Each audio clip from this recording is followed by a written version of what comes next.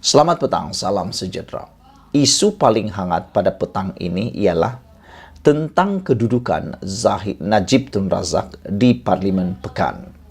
Kalau sebelum ini drama yang paling hangat melibatkan dua perkara. Pertama, apabila Peguam Najib mengutarakan hak Najib untuk menghadiri Parlimen.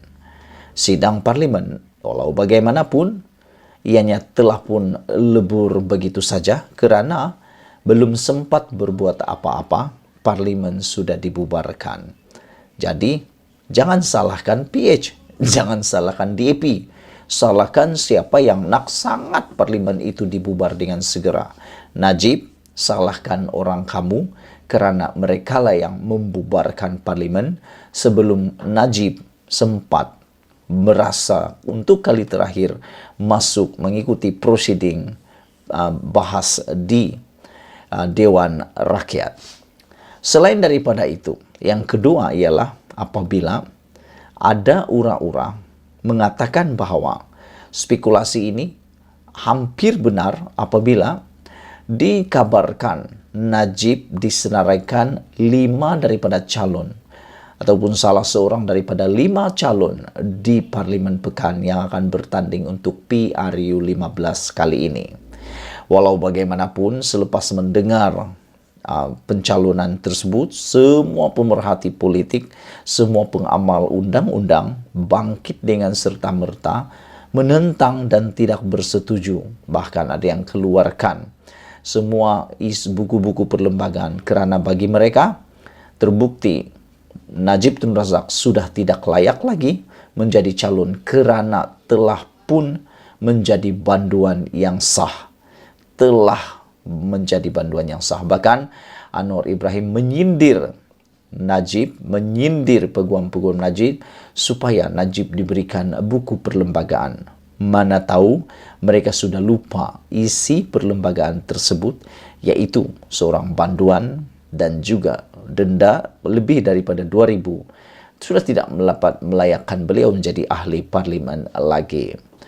Jadi yang menariknya pada petang ini saudara-saudara sekalian ialah ada laporan mengatakan bahawa apa yang berlaku selepas ini yang akan mewakili Najib di Parlimen Pekan siapa lagi kalau bukan legasinya sendiri, yaitu Nizar Najib. Ada laporan mengatakan sudah menghampiri kemungkinan 100% legasi Najib di Parlimen Pekan akan diteruskan oleh anaknya, yaitu Nizar Najib. Persoalannya sekarang ialah, adakah Nizar akan diterima seperti bosku di Parlimen Pekan?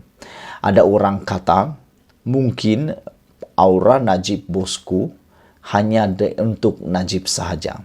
Tapi jangan lupa, ada beberapa contoh yang mana bapaknya di penjara, anaknya berpejuang berpolitik boleh menang. Paling senang kita bandingkan saja dengan bekas Presiden Filipina, Marcos, yang telah disumbat ke penjara kerana kes menyalahgunakan wang kerajaan. Tapi anaknya, Marcos Jr., telah pun menang dalam pemilihan Presiden Filipina walaupun bapaknya terbukti bersalah dan dimasukkan penjara.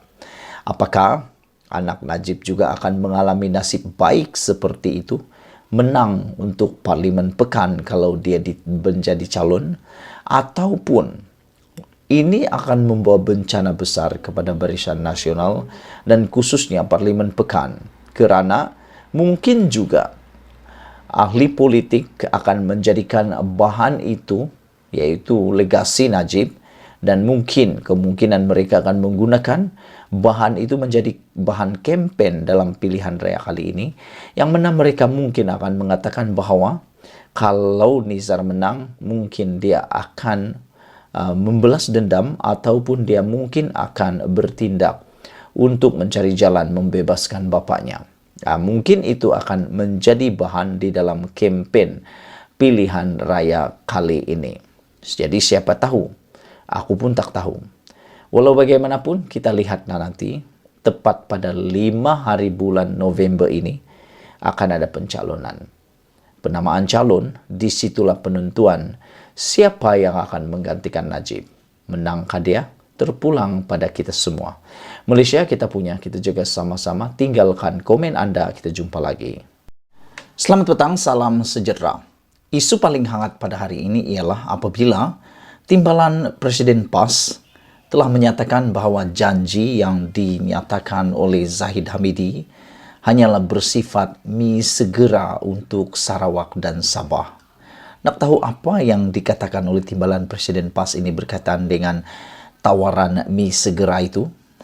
Apalagi kalau bukan cadangan Zahid Hamidi untuk mewujudkan 3 orang timbalan Perdana Menteri. Wow, ini rekod Malaysia. Belum pernah ada, belum pernah dibuat, belum pernah muncul dan wujud di Malaysia 3 orang Perdana Menteri. Kalau ini benar-benar berlaku, memang ini bukan sekadar kejutan biasa, tetapi ini satu rekod dunia.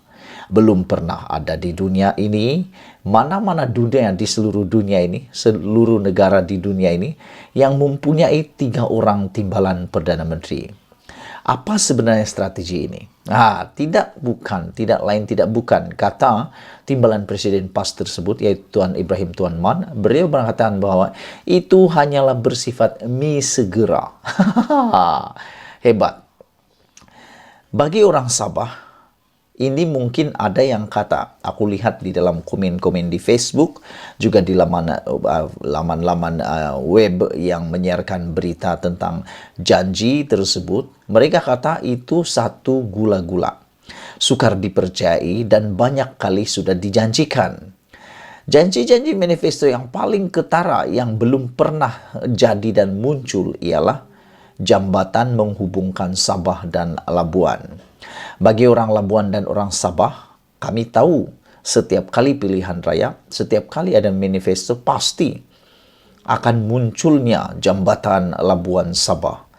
Tapi lepas saja menang, lepas saja PRU, semuanya itu hanya tinggal angan-angan Mat Jenin yang hilang begitu saja. Menang saja hilang, kalah pun hilang, menang pun hal hilang. Itulah yang kadang-kadang membuatkan kita agak geram dan marah. Walau bagaimanapun saudara-saudara, cadangan Zahid Hamidi untuk mewujudkan 3 orang timbalan Perdana Menteri, yaitu 1 dari Sabah, 1 dari Sarawak, dan 1 daripada Semenanjung Malaysia, telah pun dijawab oleh Ismail Sabri Yaakob dengan jawapan yang aku rasa boleh kata lawan bos. Kenapa aku cakap dia lawan bos? Kerana Ismail Sabri Yaakob mengatakan tidak ada apa-apa, ataupun dalam jawapan balas oleh Ismail Sabri Yaakob itu memperlihatkan bahwa tidak ada perbincangan antara Ismail Sabri Yaakob dan Zahid Hamidi dalam perkara tersebut. Kerana Ismail Sabri kata, tunggu barisan menang dahulu, barisan nasional menang dulu, undi dulu barisan nasional, baru kita bincang, katanya. Dan belum ada keputusan nak masukkan dalam manifesto ataupun tidak. Maknanya, Ismail Sabri Yaakob sekarang ini sudah mula berani melawan bosnya, yaitu Zahid Hamidi. Aku bukan nak api-apikan, aku bukan nak batu api, tapi lihatlah, bacalah sendiri berita di mana-mana, kita dapat menganalisis, kita dapat melihat bahawa apa yang dikata oleh Zahid Hamidi itu belum tentu disukai oleh Ismail Sabri Yaakob, ataupun belum tentu telah pun dipersetujui oleh Ismail Sabri Yaakob. Ada kemungkinan Zahid Hamidi hanya cakap lepas sahaja, semata-mata nak pancing undi. Terkini Ismail Sabri Yaakob kata kalau menang dulu baru nak bincang. Maknanya benarlah itu semua mungkin hanya sekadar nak pancing undi. Aku secara pribadi kalau ditanya, aku tak percaya sehingga ianya jadi realiti. Seperti jambatan Sabah Labuan sebelum ini telah dijanjikan banyak kali dalam manifesto, tapi tak pernah muncul lagi jambatan itu. Bila nak muncul, aku pun tak tahulah. Mungkin tunggu sehingga bulan jatuh ke riba. Begitu juga adalah dengan janji yang dilontarkan, cadangan yang dilontarkan oleh Zahid Hamidi untuk kononnya melantik 3 orang timbalan Perdana Menteri di Sabah, 1 orang di Sarawak, 1 orang dan di Semenanjung 1 orang.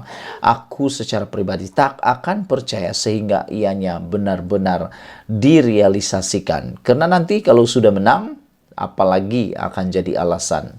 Apalagi yang akan jadi alasan? Paling bagus masukkan terus dalam manifesto.